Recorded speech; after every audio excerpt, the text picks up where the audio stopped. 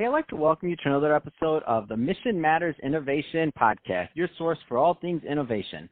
My name is Adam Torres. You can follow me on Instagram at AskAdamTorres. Keep up with my book releases, book tour schedule, signings, all that other good stuff. Always love to connect with you there.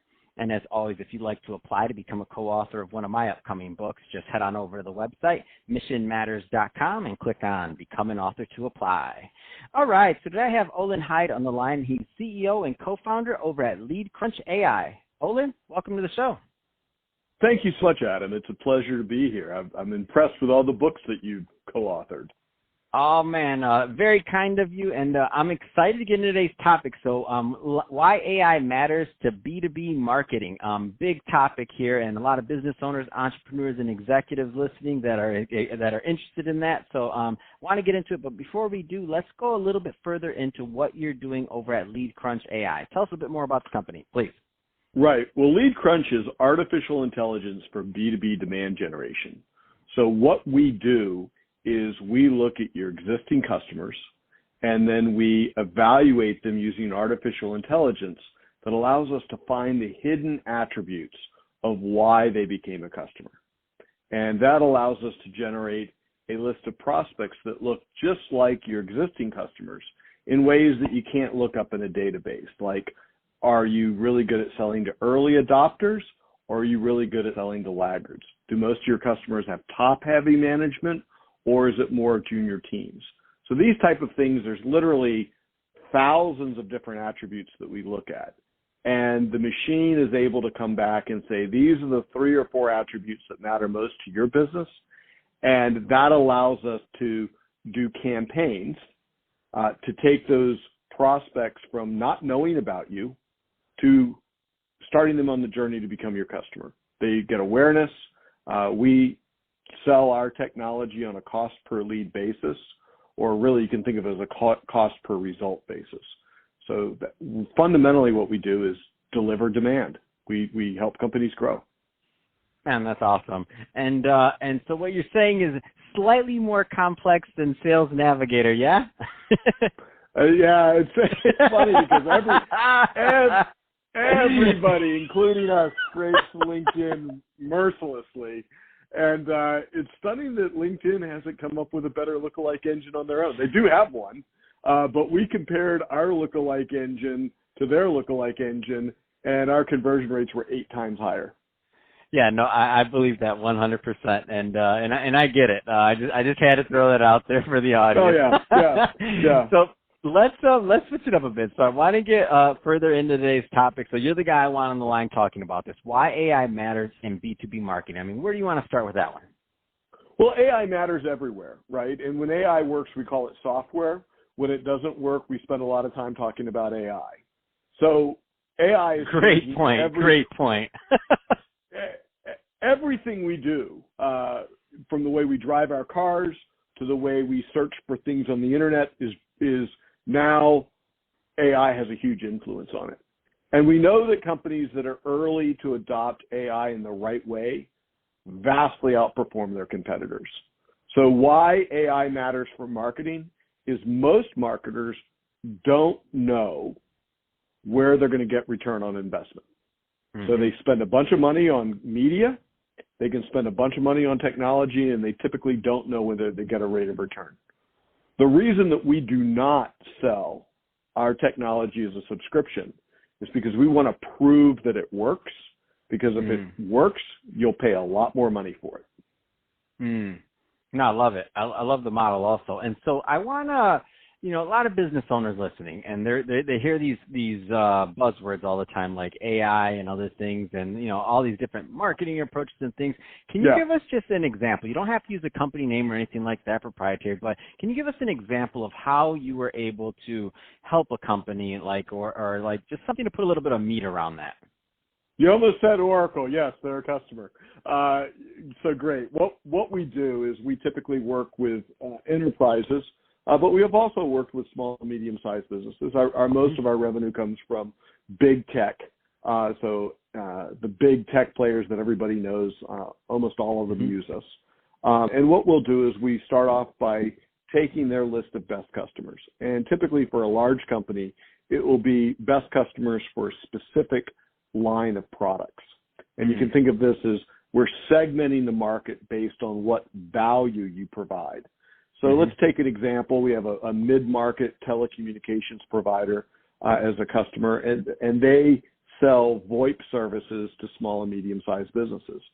And so their journey with us started off, they called us and said, look, we do all of our sales to companies with more than 200 employees that are in these industries. And so when you talk about the number of employees or industries or revenue, those are what we call filters. Those are things that firmographics. Those are things you can look up in a database. And it's almost always wrong, because if you talk to a salesperson, they'll say, well, I sold to such and such a company that had 20 employees, and we're doing more revenue with them because that 20-person company needs our service more than, say, a 200-person company for these reasons. And so what we did is we took their data, and we actually found that the thing that matters most to their customers is their need for communications. So we took them from firmographics into a lookalike marketing campaign where we looked for the things that indicate a company has a high need for communications. So if they're running call centers, if they have a lot of salespeople relative to the rest of their headcount, if they have a lot of customer service people, these are high communication roles. And we're actually able to find a market that's about 80% larger than they expected by changing that headcount dimension into a communications need dimension. And so that's the power of lookalike marketing, is it finds opportunities that you would otherwise miss. Man, that's amazing. And as I'm sitting here listening, I'm like, man, I need to be bigger so I can hire you, Olin. I want you to find some more customers. It makes me mad when I get these enterprise guys out here. I'm like, but I don't want, my customer list isn't that big yet, but I'll be back. Don't worry, y'all. No, I love this, though. It's a great example. And the thing is when you think about, like, the data being there, so now, just kind of contrasting this, which is just obvious, whether you know anything about AI or you don't, or you care what's done in the kitchen to make it work. It's common sense. You have one telecommunications that's using AI to increase their market or their potential market by 80% in terms of leads that they thought were one way, and they're completely off. So I'm guessing they have some competitors that are in the exact same boat, still operating off the old methodologies. Why? Because that's the way they've always done things. Right. Exactly.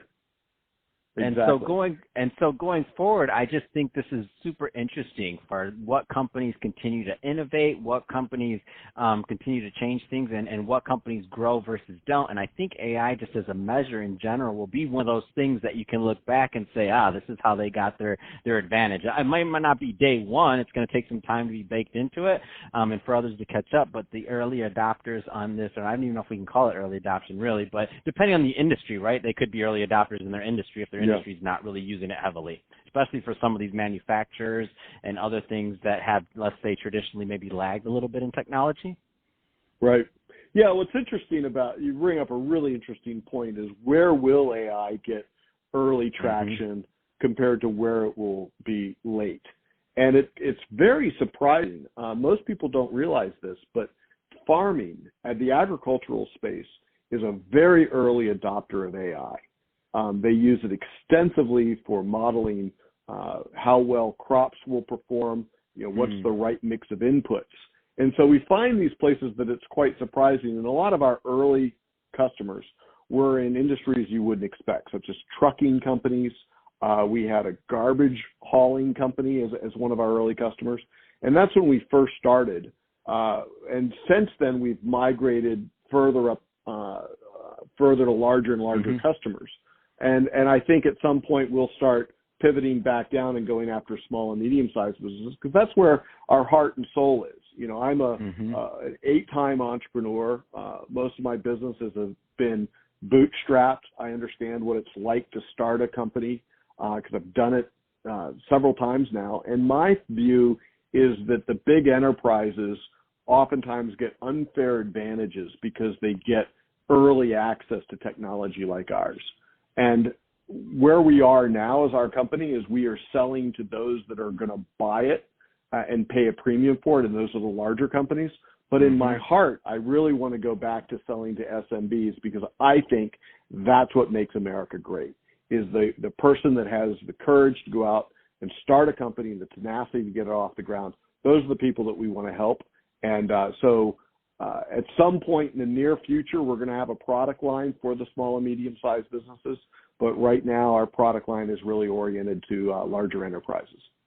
No, I totally get it, and that's definitely that's typically the life cycle. So I completely understand and get it. And don't worry, once you do launch that small business product, you do have the invite to come back on the show, because I definitely want to get that out to my audience, also that are in the small business realm, and figure that out. But there's a lot of people that are in the decision making seats of large enterprises that are listening to this right now, executives all across the country. So that being said, Olin, if somebody's listening to this and they want to get more information on LeadCrunch AI or to connect with the brand, what's the best way for them to follow up and to get more info?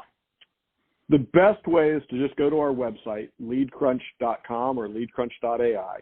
We offer a free tool to analyze your market. It's called Market Analyzer. You can go look at it. It'll do an automatic segmentation. It can predict whether AI is a good fit for you or not. We were inspired by HubSpot's website grader, and that tool is available on our website. You can always contact me at Olin Hyde on Twitter, or olin@leadcrunch.ai is my email address. Fantastic. Well, Olin, really appreciate you coming on the show today and sharing more about your background and what you're doing over at LeadCrunch AI, and also giving some tips to our small business owners out there and understanding how AI may work in their future marketing efforts. And to the audience, as always, thank you for tuning in. Hope you got a lot of value out of this. If you did, don't forget to subscribe to the podcast, leave me a review on the Apple iTunes Store, and if you're watching this on our YouTube channel, Mission Matters Innovation, definitely give that a subscribe, but also leave us some comments in the video. Love to know what kind of projects and things that you're working on. So let's keep the conversation going over in the YouTube community. And Olin, thanks again for coming on the show.